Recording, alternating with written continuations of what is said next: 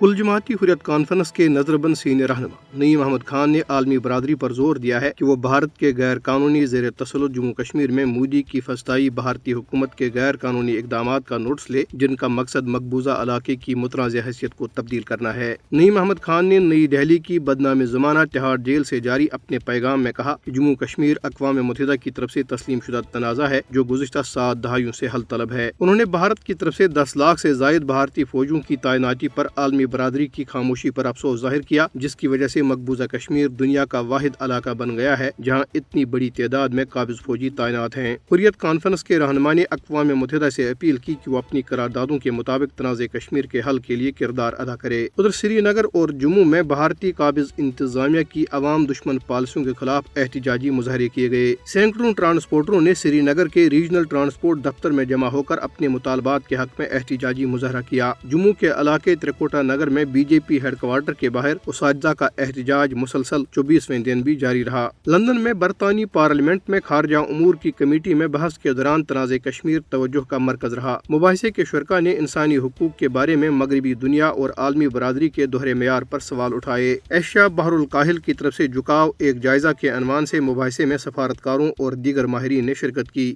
ممتاز پاکستانی دانشور اور صحافی مشرف زیدی نے اس موقع پہ شرکاء کو بتایا کہ جموں کشمیر جنوبی ایشیا میں ایک سلگتا ہوا تنازع ہے۔ انہوں نے کہا کہ جموں کشمیر پر بھارتی قبضہ کئی مسائل کی بنیادی وجہ ہے۔ دریں اثنا عمان کے مفتی اعظم احمد بن حمد الخلیلی نے عالمی برادری، انسانی حقوق کے بین الاقوامی گروپوں اور اسلامی تعاون تنظیم پر زور دیا ہے کہ وہ بھارت کے مسلمانوں کی حالت زار پر اپنی توجہ مرکوز کریں۔ الخلیلی نے، جنہیں عالم اسلام میں نمایاں مقام حاصل ہے، ایک ٹویٹ میں کہا کہ بھارت میں مسلمانوں کے ساتھ جو کچھ ہو رہا ہے اسے پوری دنیا دیکھ رہی ہے مگر اس پر کوئی بات نہیں کرتا۔ الخلیلی کے اس بیان کو مسلمانوں بالخصوص عرب دنیا کے سرکردہ افراد کی طرف سے سراہا جا رہا ہے۔